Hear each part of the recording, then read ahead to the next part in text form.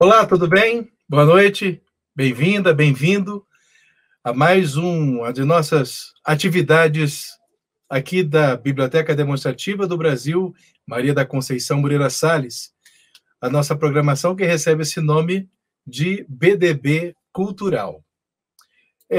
Nesse dia de hoje, vamos falar, dentro das nossas atividades dos encontros terapêuticos, sobre que estamos sempre envolvidos nesses temas do psique humano.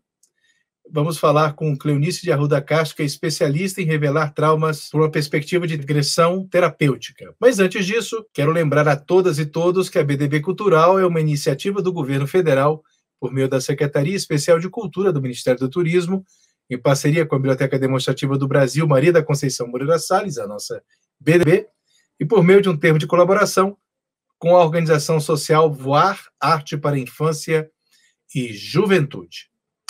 Pois bem, Cleonice de Arruda Castro já viu muitas coisas na vida, ou melhor, nas vidas. Terapeuta holística especializada em regressão, técnica que permite que as pessoas recuperem fragmentos de memória de encarnações anteriores. Ela já visitou, através das memórias de seus clientes, desde os coliseus romanos até os recônditos das florestas tropicais. Essa regressão terapêutica, não é?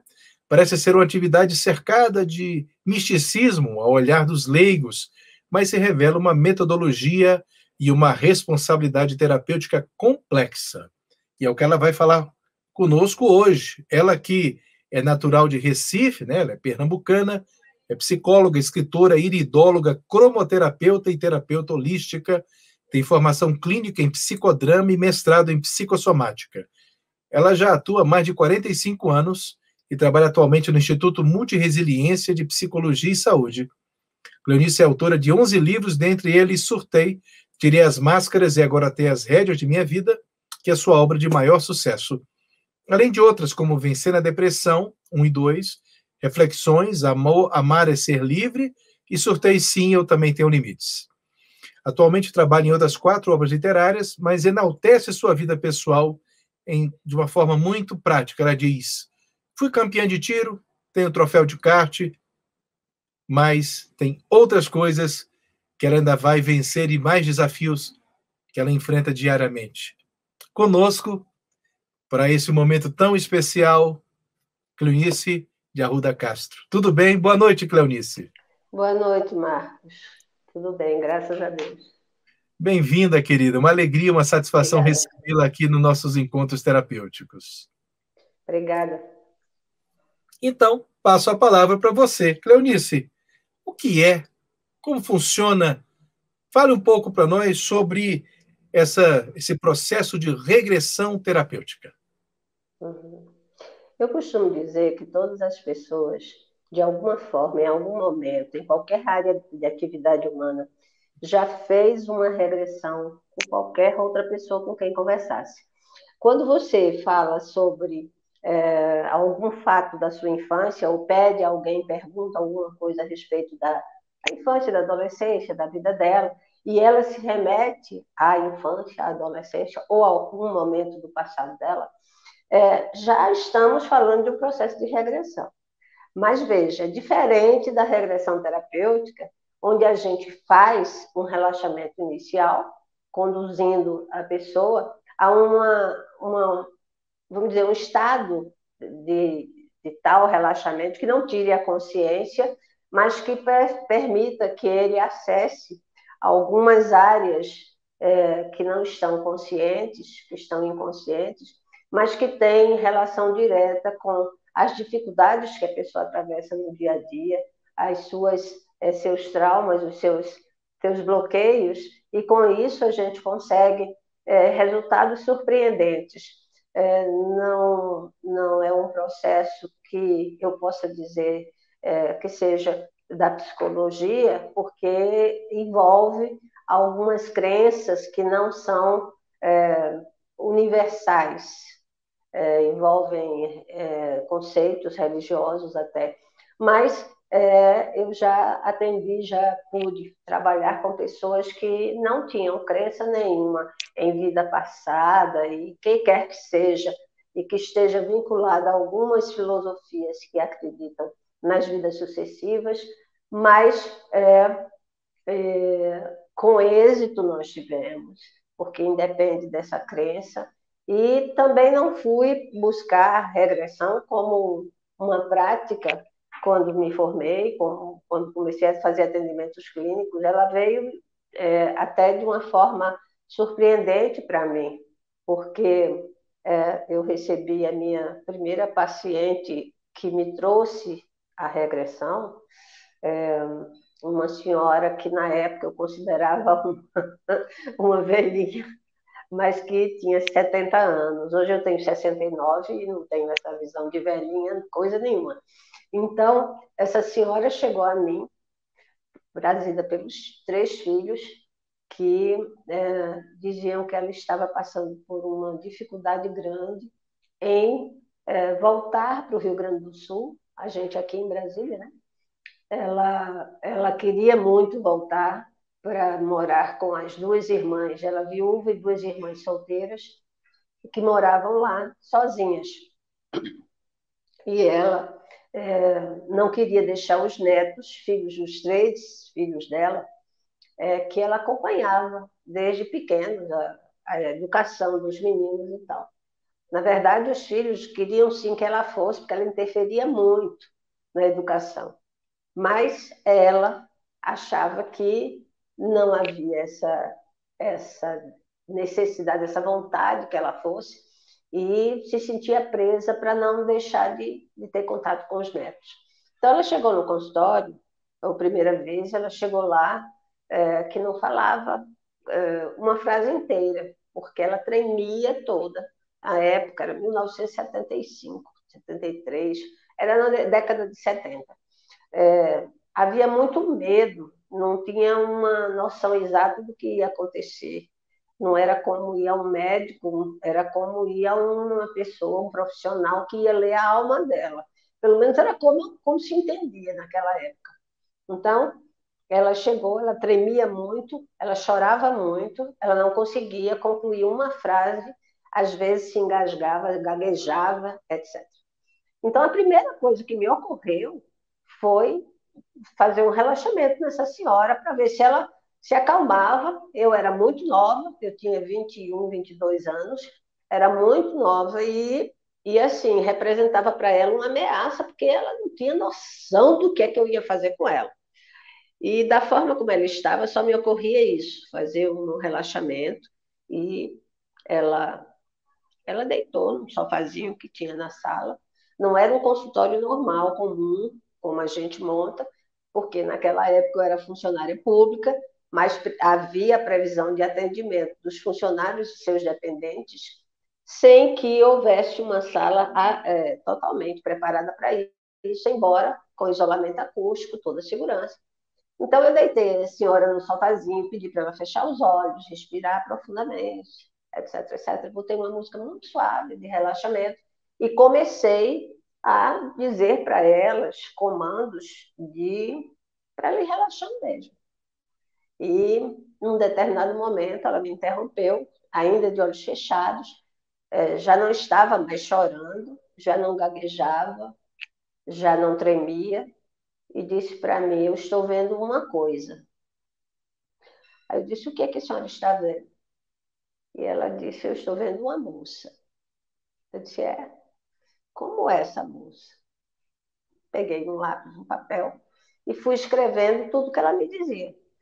E ela me disse que descreveu a moça com as roupas, trajes de uma outra época, descreveu a sombrinha que ela usava, descreveu os cabelos dela, que não tinham nada a ver com... Ela, inclusive, disse isso: eu sei que sou eu, essa moça, mas sou completamente diferente do que fui jovem nesse momento, nessa minha vida aqui. Aí perguntei o nome todo dela, ela me deu o nome e sobrenome. Perguntei que lugar que ela estava, ela disse: é uma vila, e deu o nome da vila, não era em português, era em francês. Era uma praça muito rústica, simples, E eu perguntei o que é que ela estava fazendo ali. Ela disse que estava esperando o noivo dela, que ia chegar. E eu perguntei o nome dele, ela disse. Perguntei o ano, ela disse. E, e fui me surpreendendo, porque era uma coisa do século XIX. E bote século XIX nisso, viu? Bem no início. E aí ela começou, no momento, dizendo, mas ele não virá.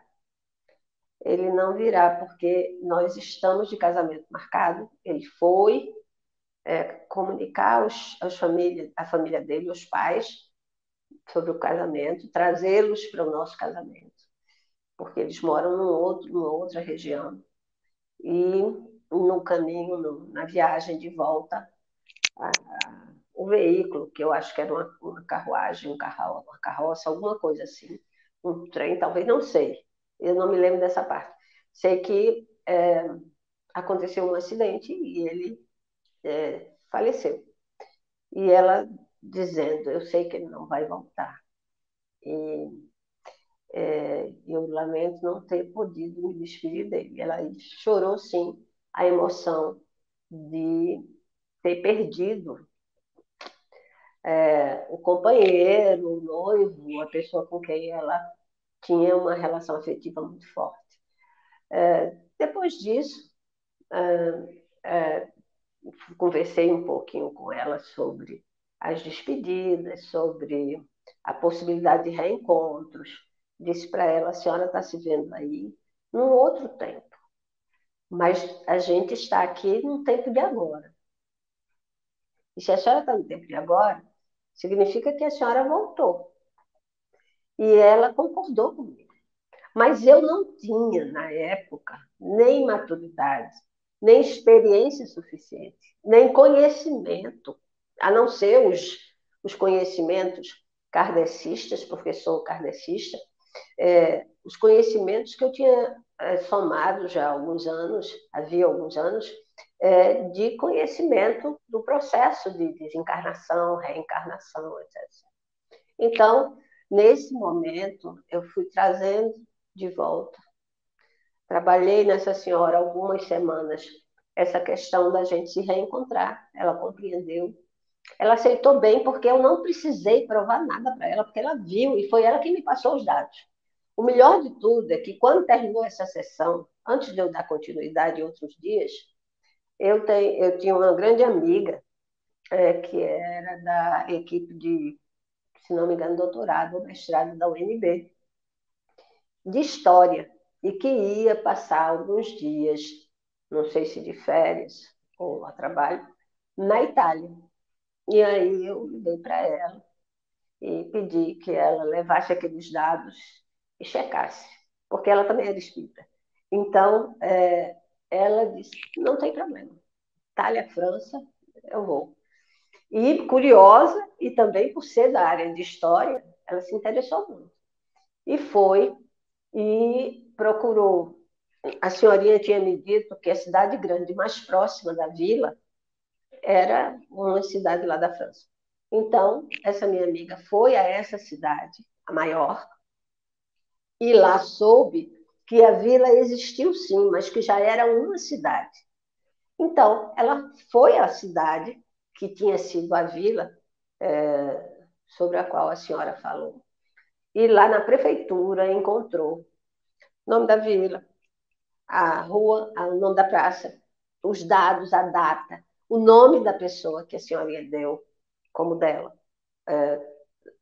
Tinha lá o registro de nascimento, tinha também os dados do rapaz, o noivo, tinha, enfim, confirmou tudo que a senhorinha tinha me dito. Naquele momento, quando a Vanessa me ligou, me dando o resultado da pesquisa, eu entendi assim, nas minhas mãos, eu provavelmente tinha ou um tesouro ou uma grande bomba. Por quê? Porque não havia nenhuma informação. Isso não fazia parte do currículo de nenhuma faculdade de psicologia, nem como matéria adicional, nem como nada. Ninguém falava de regressão, ninguém falava de terapia de vidas passadas. Isso não existia na ciência, de jeito nenhum. E como é que eu ia fazer? Porque se tinha acontecido com uma pessoa, eu iria provavelmente, isso ia me abrir a porta para outras situações como essa. Então, eu fui pesquisar, a gente não tinha internet, a gente não tinha as informações que a gente tem hoje, não havia literatura, não havia fonte de informação, né? Eu encontrei um livro apenas, que na época era um livro espírita chamado A Memória e o Tempo, chamado A Memória e o Tempo, de Hermínio Miranda. E é um livro que se refere à terapia de vidas passadas ou regressão de memória. Li, me interessei muito e entendi que aquilo era uma coisa que podia ser maravilhosa, fascinante. Mas eu tinha um compromisso profissional com a psicologia. Então, eu fiz minhas formações clínicas para trabalhar com a psicologia.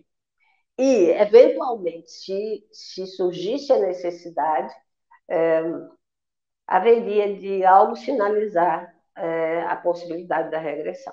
Isso aconteceu em maior número do que eu imaginava, até a chegada do primeiro livro, Muitos Mestres, Muitas Vidas, de Brian Weiss.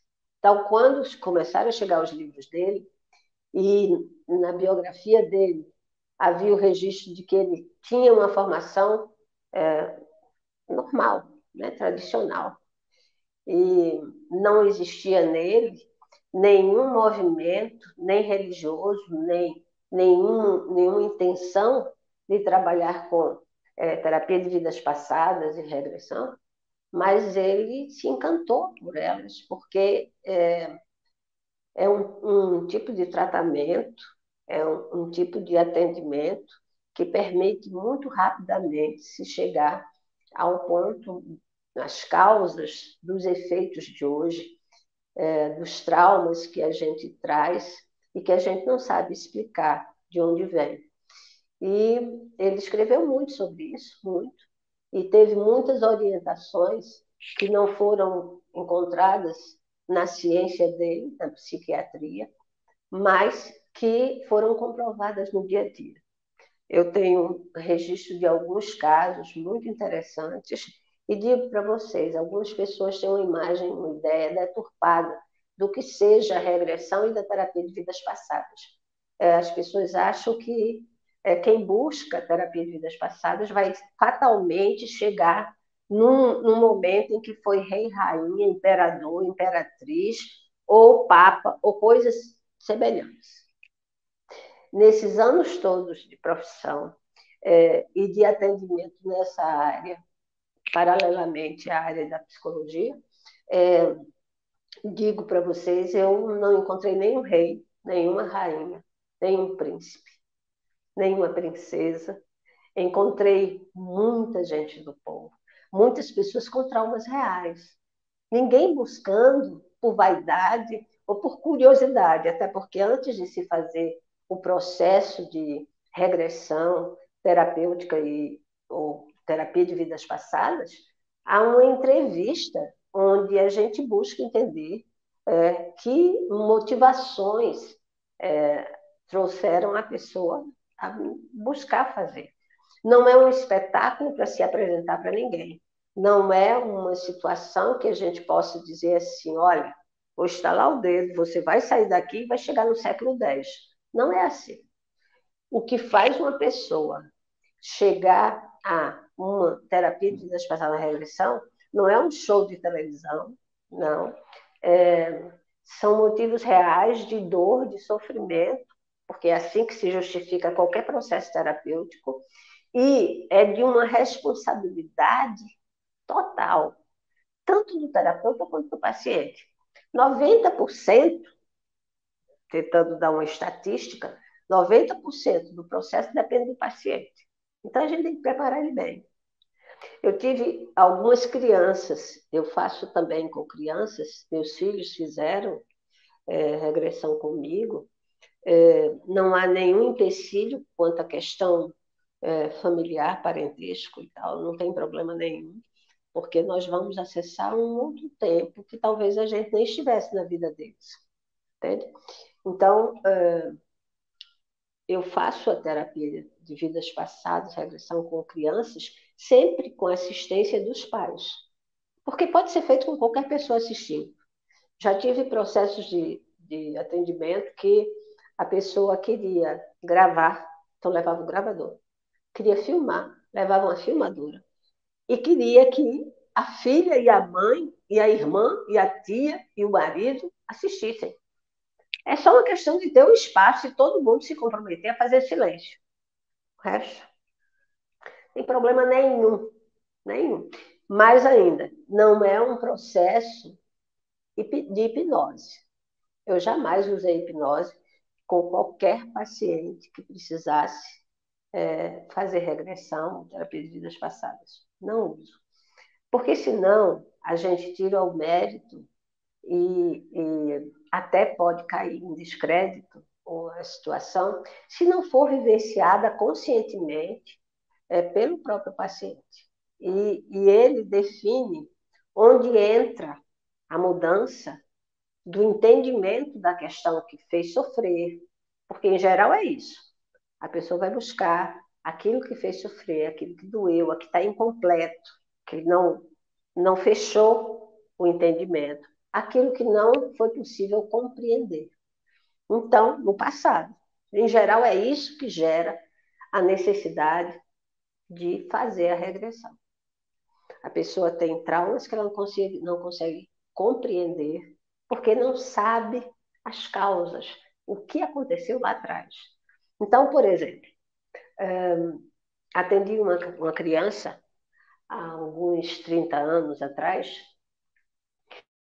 que desde muito pequenininho, desde bebê, eu acho, 1 ano talvez, filho de um militar, um oficial da aeronáutica, e que a criança ia todo mês sim, mês não, baixava ao hospital com vômitos com sangue, sangramentos e muita dor, muita dor.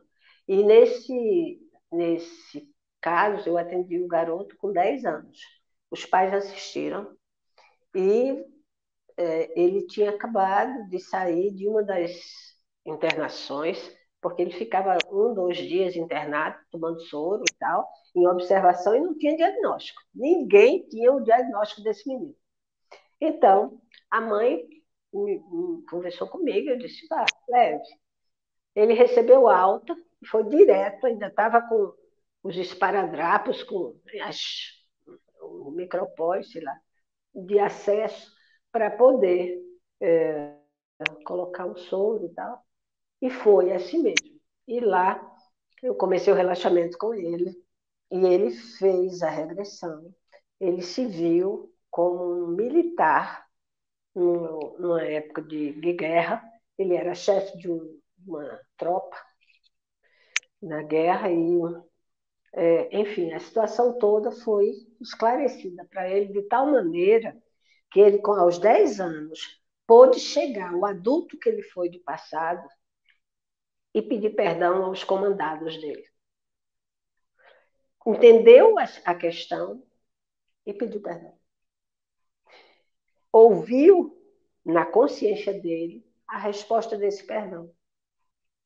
E ao terminar a regressão, o garoto tinha chorado bastante, porque tinha vivenciado toda a experiência de adulto do passado. E hoje ele é piloto da Força Aérea Brasileira, ele é militar como pai, né? Casado, tem filho, nunca mais teve uma crise, qualquer que fosse. Nunca mais. Perdão.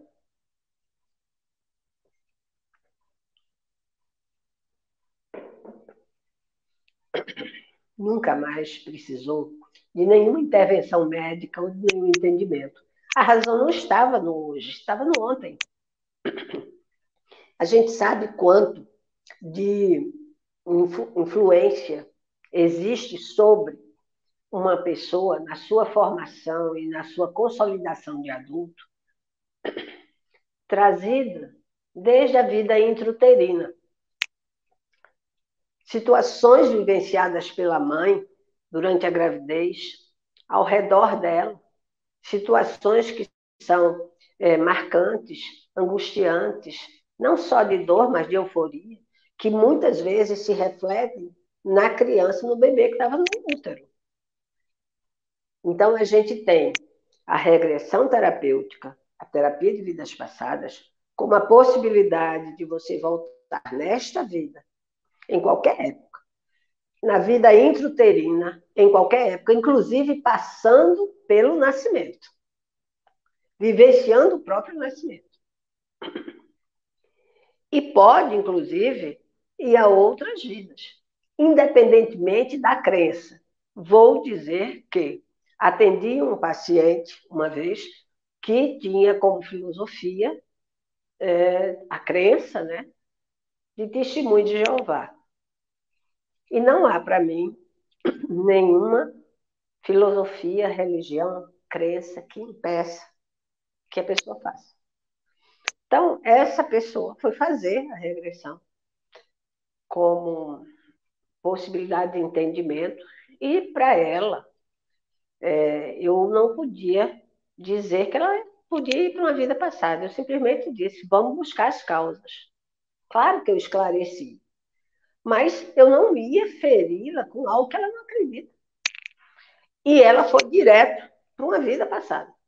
E aí ela disse, eu estou com uma roupa, eu estou em tal lugar, dessa forma, e isso eu não acredito. Eu digo, não se importe com a roupa que você veste.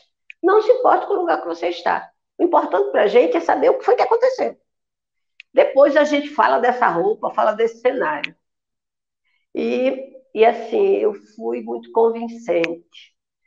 E ela estava tão envolvida emocionalmente com aquele momento que ela foi. E segundo ela depois, me disse, olha, isso não muda a minha crença. Não muda. E eu não vou buscar me interessar por estudar e ler isso, porque eu não quero ferir aquilo que rege meus princípios, meus valores. Tá? Mas eu acredito piamente em tudo que aconteceu. E dias depois, ela voltou, me procurou e disse, olha, aquilo que me fez vir aqui não existe mais. Eu não tenho mais o problema que eu tinha quando vim aqui. Foi como tirar com a mão. Eu senti a dor de algo que atravessava as minhas costas e que eu tinha a sensação que era como um punhal. E foi a vivência. Lá atrás, ela encontrou essa situação. Tem alguns relatos que são muito interessantes, inclusive checados. Tem um relato de uma senhora que chorava, não conseguia parar de chorar. E aí a família pedindo socorro, porque não encontrava razão nenhuma. Teoricamente, era uma pessoa que levava uma vida normal, feliz, e de uma hora para outra passou a chorar. Sem razão. Já tinham tentado todos os médicos e todos os métodos que existiam na cidade dela, que era no interior, aqui perto, Goiás, interior de Goiás. E já tinham tentado todo tipo de terapia, todo tipo de tratamento. O que não significa que os outros tratamentos sejam ineficazes. Não é isso. Não é isso. Significa que alguns casos precisam de tratamentos específicos que nem sempre são os terapêuticos, né, da medicina ou da psicologia, coisa que vale. Então, essa senhora chegou e eu expliquei para ela, pedi que ela relaxasse com a minha condução. E logo nos primeiros momentos do relaxamento, ela estava tão desesperada que ela começou a falar um dialeto que depois eu entendi, eu pesquisei, não sei, que era árabe. Ela não falava uma palavra em inglês, ela não falava uma palavra em francês, não falava uma palavra em espanhol, mal falava português direito, porque ela não tinha estudado muito, mas ela falando em árabe. Aí a gente precisa ter o expediente para tentar dar o tratamento que a pessoa está precisando, até para poder a gente entender. E eu disse para essa senhora, eu não entendo o que você fala, mas você entende minha língua. Porque ela era brasileira, né? Então, eu falo na minha língua. E ela falava com sotaque. Então, ela falava assim, me achuta de lá, me achuta de lá. Depois, quando terminou, ela dizia que estava numa situação que ela pensava, Deus me ajuda, Deus, meu Deus, me ajude. Só que ela não conseguia dizer isso, ela só dizia me achuta de lá. Então, ela estava se referindo ao Deus lá árabe, né? O Alá dela, enfim, com todo respeito. Então, de lá para cá, eu estudei muitas horas para fazer esse trabalho, que é, tem sido para mim muito enriquecedor. Uma vez recebi um paciente que não tinha esse dedo aqui, não tinha. É, já tinha mais de 50 anos ele. A vida tinha sido uma dificuldade, porque não é um caso genético, sabe? Vi sem esse dedo. Então, fizemos algumas sessões de regressão e ele me dizia que não conseguia, no dia a dia, passando diante de uma igreja católica, olhar para a igreja. Ele desviava o olhar porque ele não conseguia ver o crucifixo que fica sempre no alto das igrejas católicas. E ele não conseguia entrar em igreja nenhuma. Então, mais ainda, quando se aproximava agosto, setembro, que as pessoas começavam a falar um pouco sobre Natal, nascimento de Jesus, Papai Noel, coisas assim, que associavam as ideias das pessoas ao nascimento de Jesus, ele ia para a fazenda que ele tinha, deixava a família e ficava lá até quando não se falasse mais em Dia de Reis, 6 de janeiro. Ele tinha pavor dessa época. Então, fizemos, e era cristão, viu? Fizemos algumas regressões e uma delas foi a mais forte, vamos dizer assim. Ele começou dizendo, fez o relaxamento, aí começou dizendo, opa, hoje tem o Maracanã está lotado. Eu disse, você está no estádio? Ele disse, estou no estádio. Isso é um estádio, Maracanã só pode estar lotado de gente, deve ser Fla-Flu. Aí, ele, na regressão de olhos fechados, ele disse, não, mas peraí, como Fla-Flu? Torcedor do Flamengo não vai assistir jogo sem a camisa do Flamengo. Torcedor do Fluminense também. E ninguém aqui está de camisa de futebol, não, de time de futebol. Então, ele disse: o pessoal está gritando e olhando para mim, pelo menos na minha direção. Aí ele disse: gente, mas esse Maracanã está maltratado, porque a grama, não tem grama. Isso aqui é um campo de várzea. E os jogadores, nossa senhora, tudo maltrapilho lá embaixo. Isso era o que ele dizia.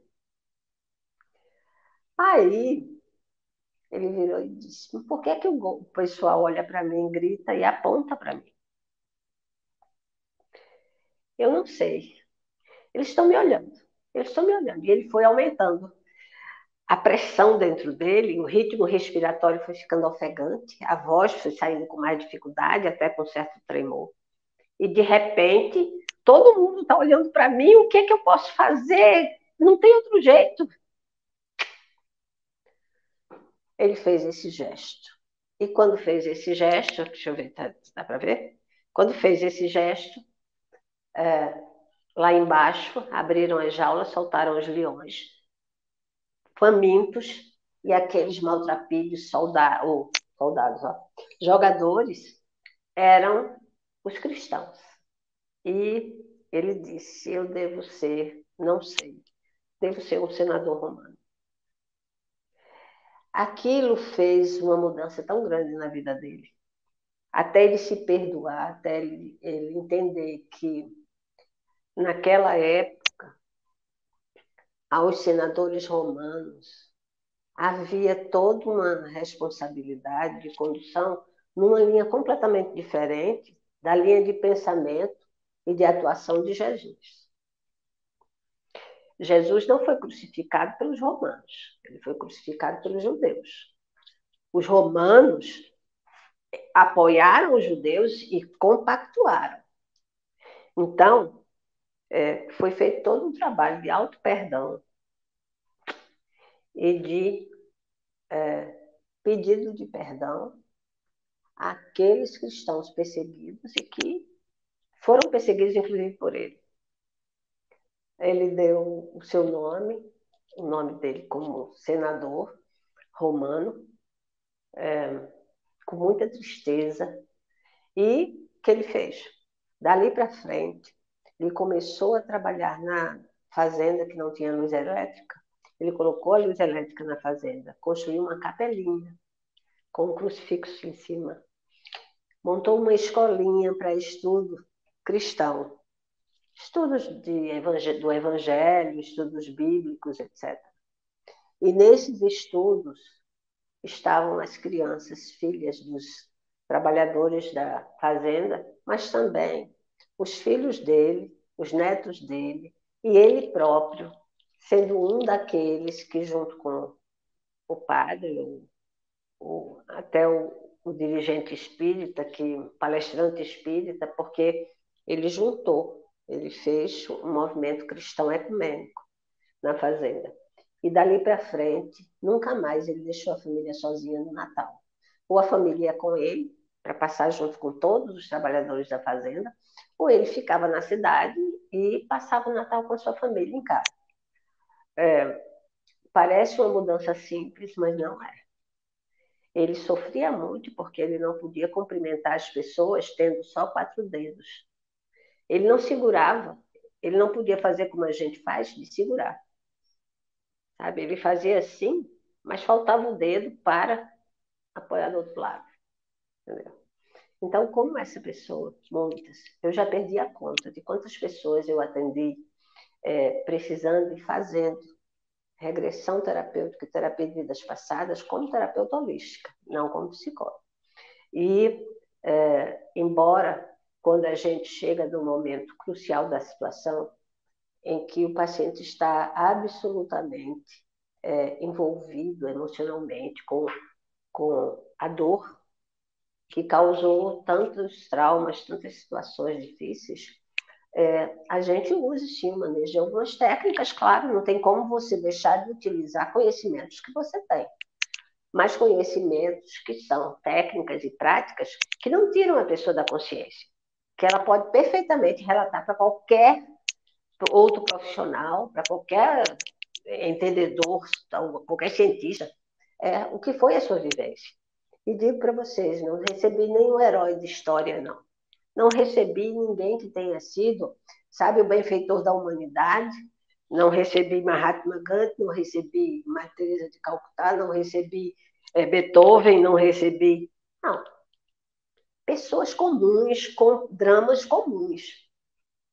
O que não significa que aqueles sábios e mestres do viver não existam, não estejam reencarnados no momento de agora, em que a gente atravessa a necessidade de pessoas desse quilate para nos harmonizar diante de uma situação tão difícil quanto da pandemia que a gente está vivendo há 1 ano e meio. Então, é claro que a gente tem espíritos brilhantes, esclarecidos entre nós, pessoas que têm inteligência, sabedoria, né? Mas aquelas que buscam o acompanhamento, a assistência da regressão terapêutica, da terapia de vidas passadas, em geral, é alguém que está sofrendo muito. E quem é o benfeitor da humanidade, quem foi benfeitor, quem foi... Jesus Cristo nunca virá fazer regressão comigo. É claro que não. Por quê? Porque ele é resolvido. Aqueles ícones, né, da humanidade que se destacaram pela sua capacidade de amar e se doar ao próximo, de fazer o bem sem olhar a quem, em geral, está muito bem, não tem os traumas que pessoas que cometeram falhas e que compreensíveis, né, porque já fomos muito ignorantes e ainda somos.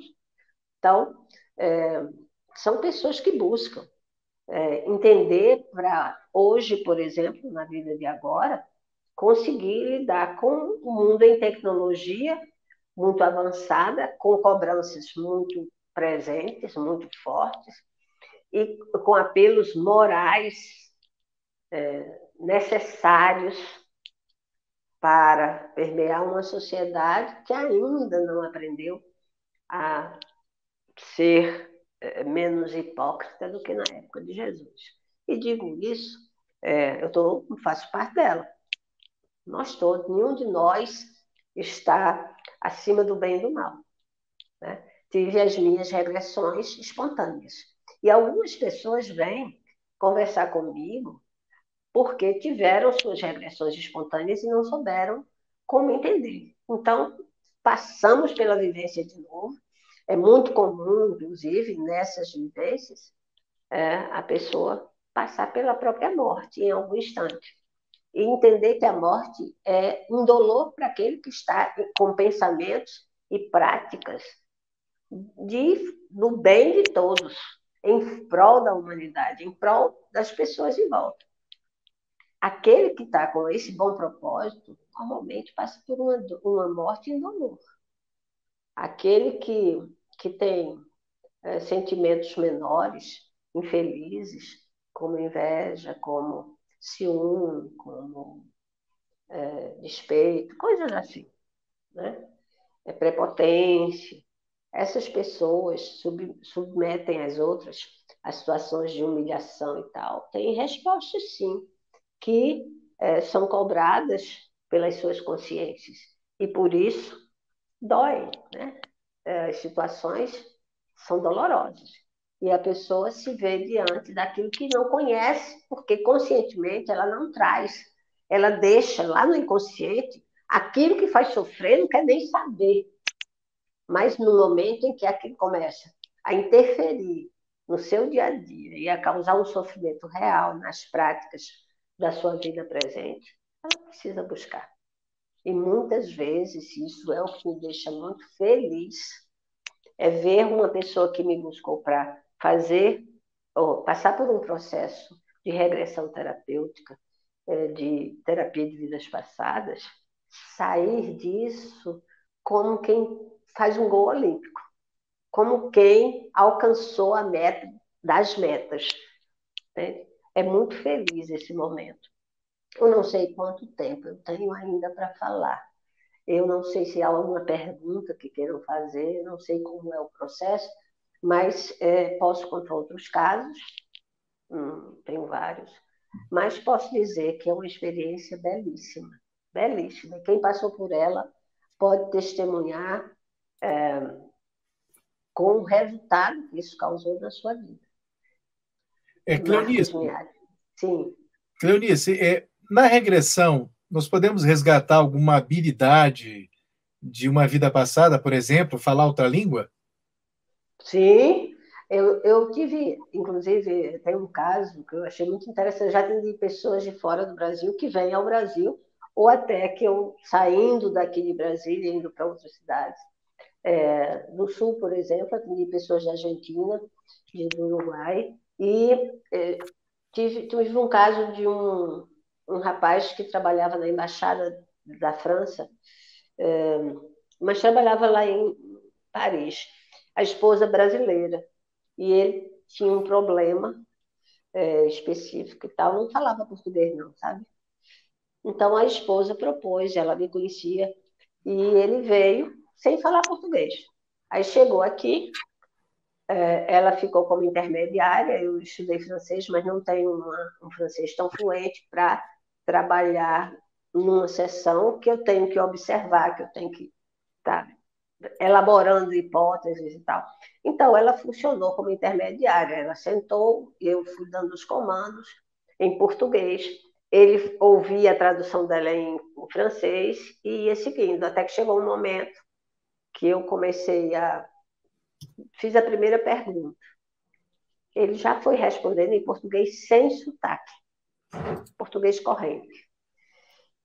E aí deu um nó na cabeça dos três, dele, da esposa e mim, porque ele não falava nada de português, mas ele falou um português corrente, e aí chegamos a um momento, uma situação de séculos atrás, em que ele foi brasileiro, sim, na época da colonização no Brasil. E isso estava adormecido. Daí para frente foi muito fácil ele retomar estudos e hoje não, já tem bastante tempo, ele fala português fluentemente. E podemos, inclusive, ter momentos de lembrar de trechos de poemas, etc., etc., em outras línguas que nunca conhecemos, nunca estudamos nessa vida. Recordamos a partir da regressão. Entendi.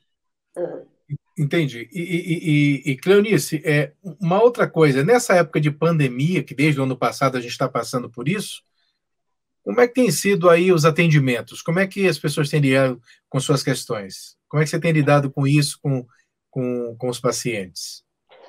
Olha, a regressão terapêutica, a terapia de vidas passadas não pode ser feita online.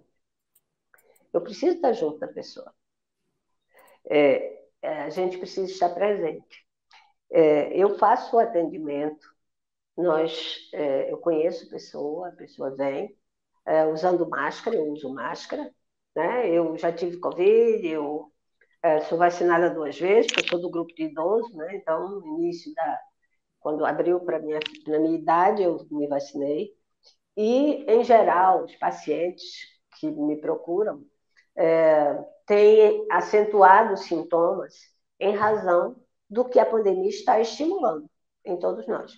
Então, situações de ansiedade mais aguçada, mais ansiedade generalizada, casos de pânico, fobias, pessoas com depressão e pessoas em estado emocional alterado, pessoas com as situações à flor da pele, situações emocionais de dificuldade de relacionamento, de comunicação, pessoas que estão, enfim, assustadas com isso aí, né? Que não é uma situação típica, especialmente em países como o nosso, que é todo tropical, que é todo o povo se aglomera, se reúne para assistir uma partida de futebol. Agora a gente está com a Copa América aí, né? E a Copa Libertadores, se não me engano. Então, a gente tem os nossos melhores times e a nossa seleção jogando no Brasil, porque a Copa está sendo no Brasil, com estádios vazios, coisa que a gente nunca viu. Então, tudo atípico. Mas a gente, e um povo que fala muito, que conversa muito, gesticula muito, que dança muito, canta muito, se movimenta muito, e a gente está tendo que usar telinhas. Então, assim, as pessoas têm buscado, primeiro, a entrevista que eu faço inicialmente é online.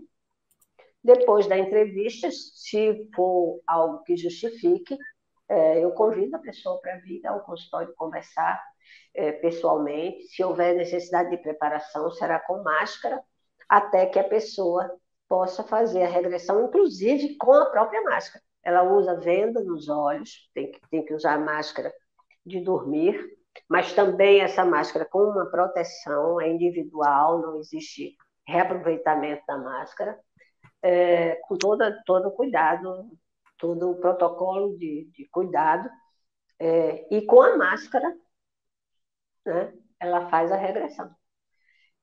Eu do lado, e sem nenhum problema, não há uma diminuição da quantidade de pessoas que procuram a regressão.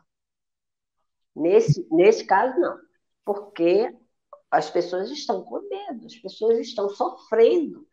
Então, nesse momento, não é só a questão da psicologia, entende?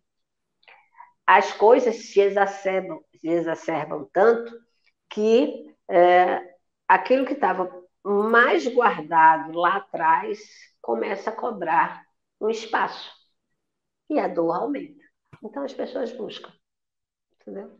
Entendi. E tem que ser presencialmente. Entendi. E Cleonice, você acha que essa percepção até meio fantasiosa, os estereótipos que traz, de certa forma, a romantização, digamos assim, do processo da regressão, isso de alguma maneira chega e atrapalha o atendimento? Isso em algum momento já te causou problema, que a pessoa traz um entendimento, talvez uma percepção ou uma expectativa de que vai acontecer algum fenômeno, porque muitas pessoas gostam muito do fenômeno, não é? Marcos, veja bem, a entrevista que eu faço, o primeiro contato com o paciente, para saber o que o traz, é também a oportunidade de informar. Porque essa fantasia, essa coisa toda alegórica e em volta do fenômeno, em volta das possibilidades, é muito responsabilidade de espetáculos que a gente vê de mágicos, de pessoas que... Enfim, a gente sabe que tudo é possível ser divulgado, né? E aí há pessoas que não têm a preparação, que não têm o conhecimento, que não têm o rigor, não só o rigor científico, mas o rigor moral, entendeu? E botar uma pessoa para relaxar e fazê-la ter imagens de momentos anteriores, não é difícil, não. Agora, difícil é você trabalhar isso aí e deixar a pessoa bem. Mas, na primeira entrevista, a gente já coloca e tira todas as dúvidas acerca do que vai acontecer. Então, a pessoa não vai esperando descer uma escadaria, cair o sapatinho, meia-noite vai virar abóbora. Não tem isso, não. Sabe? As fantasias somem nessa hora, porque a gente tem que lidar com uma realidade que dói. E dói muito. E algumas vezes emocionam a gente, fazem a gente se sentir como testemunhas, né, do que está acontecendo, do que aconteceu.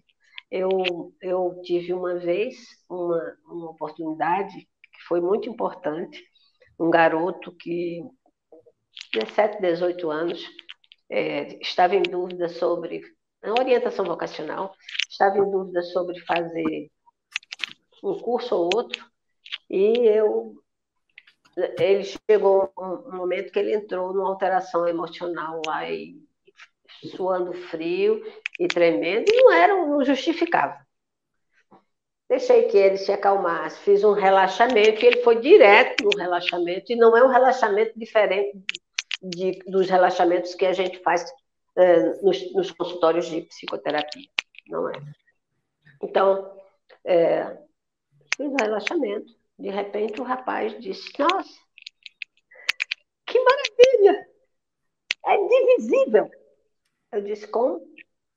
Aí ele começou a dizer fórmulas, e eu comecei a copiar o que ele estava dizendo, e eu comecei a ver ali coisas que eu não saberia dizer exatamente o que era, mas eu já tinha estudado, sabia que eu tinha estudado aquilo. E aí ele disse a teoria do Dalton. O átomo é divisível. Aí eu disse, qual é o seu nome? Aí ele disse o primeiro nome e o sobrenome, Rutherford. Eu estudei isso aí. Você estudou, né? Aí eu disse, tá, seu nome é esse. Aí eu tenho uma filha assim, assada. E foi dizendo. Aí eu disse, bom, então, você está onde? Ele disse, no galpão, na rua tal. Era Reino Unido, enfim. Aí anotei tudo e fui atrás, numa biblioteca, da biografia de Rutherford. O primeiro nome de Rutherford não era aquele, não, o que ele deu. Não era e tal, e eu disse, meu Deus, e agora? O que é que eu faço? Porque a informação é errada, né? Final da história. Foi preciso uma pesquisa também, na época, na UNB, feita por uma amiga minha, professora, e ela levantou que o Rutherford era casado e deu o nome da esposa, e deu o nome da filha, certo, certo? A esposa era neozelandesa. Então, ele, nessa pesquisa, o nome da esposa era o nome que o menino tinha dado. Aí eu voltei para o menino e disse assim, escuta, você se lembra? Ele disse, me lembro de tudo, porque tem essa qualidade também, a regressão terapêutica e a terapia de vidas passadas, o paciente se lembra dela todinha depois. Então, o garoto disse para mim, sim, eu não era ele, não, eu era a esposa. Mas como ela ia defender, derrubar a teoria do Dalton, se ela fosse falar? Naquela época, a comunidade científica jamais aceitaria que uma mulher defendesse e derrubasse a teoria de um homem. E por isso que ele foi defender no meu lugar. Os dois, o casal, estudava física e química. Na história da humanidade, a gente sabe que a primeira mulher cientista que teve o seu nome reconhecido, o seu valor, foi Madame Curie, né? E francesa. Então, assim, a sociedade era muito fechada. Eu não levei para lugar nenhum essa história, porque ele também não teve interesse, ficou aí mesmo. Aí não vai mudar a história, não precisa mudar. Precisava para ele a resposta. E aí ele se definiu, vou fazer primeiro química, depois eu vou fazer física. E fez as duas faculdades. Então, só isso. Mas ele muito simples, ele era... E a biografia da esposa do Rutherford veio, trouxe, né? Nova Zelândia foi o país que ela nasceu. E ela viveu na Inglaterra, junto com o Rutherford. E a filha existia do jeitinho que ele falou. Muito, muito interessante. Entendi. Mas nenhum dado a gente pode usar para mudar nada na história. Só o paciente. Eles têm a história e ninguém vai hoje, a partir de uma regressão, dizer muda a autoria dessa lei ou dessa regra, porque aquele que foi está presente hoje para desmentir, não foi assim, nem foi assado. O objetivo não é esse, não. Entendi. É possível que uma criança nasça com um talento, um dom que ela cultivou em outra vida? Por exemplo, estudou piano, nasça com uma facilidade para isso? Uhum. É possível, Marco. É possível, independentemente da regressão terapêutica ou da terapia de vidas passadas. Mas isso, quando acontece, desde muito antes, não há nem a necessidade exatamente de fazer regressão para isso ser identificado. Mas eu tive uma paciente, era uma senhora já, na época, eu devia ter meus 30 e poucos anos, e ela deveria ter uns 50 e tantos, quase 60, e ela deitou, né, na cama, e ela disse, nossa, eu queria tanto. Eu disse, queria tanto o quê? Ela disse, o meu piano. Eu disse, onde está seu piano? Meu piano ficou lá. Aí eu disse, então vamos lá, porque se o piano está lá, a gente vai. E aí ela foi há um outro tempo, e ela disse, vou compor. Eu disse, vai o quê? Vou compor, anote aí. E aí ela foi dizendo as notas. Eu não tive nenhum, eu não fiz nenhum curso de teoria musical, mas eu tenho um filho que fez, né? Então, eu fui buscar a melodia. E é a melodia de um compositor que sequer a gente ouve falar, mas existiu sim. Era um compositor, vamos dizer assim, ele nunca foi muito famoso, ele era simplesmente um pianista que compunha no seu piano. E nunca foi sabe, um Mozart, nunca foi. Mas era alguém que tinha prazer exclusivamente de compor para si mesmo, entendeu? Solitariamente. Cleonice, E a melodia existe. A melodia que ele compôs existe. a melodia existe. Puxa, quero te agradecer. A gente está chegando ao final aqui do nosso encontro terapêutico. Eu acho que é um assunto tão apaixonante que nós seríamos capazes de ficar aqui durante um bom tempo. Quero te agradecer em nome da nossa PDB Cultural e abrir para suas considerações finais. Marcos, agradeço muito a oportunidade de poder falar sobre esse tema, porque ele não precisa ter tabus, ele não precisa ter interpretações, ele é um processo simples, que não tem outro objetivo senão tirar a dor, o sofrimento e provocar na pessoa o entendimento de si mesma.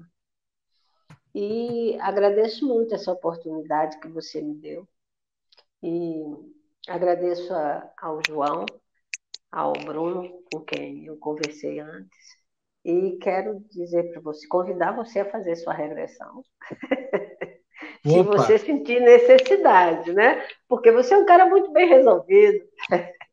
Mas fiquem abertos para quem assim o desejar, a possibilidade de fazer, mas com cuidado de fazer com alguém que saiba trabalhar as técnicas.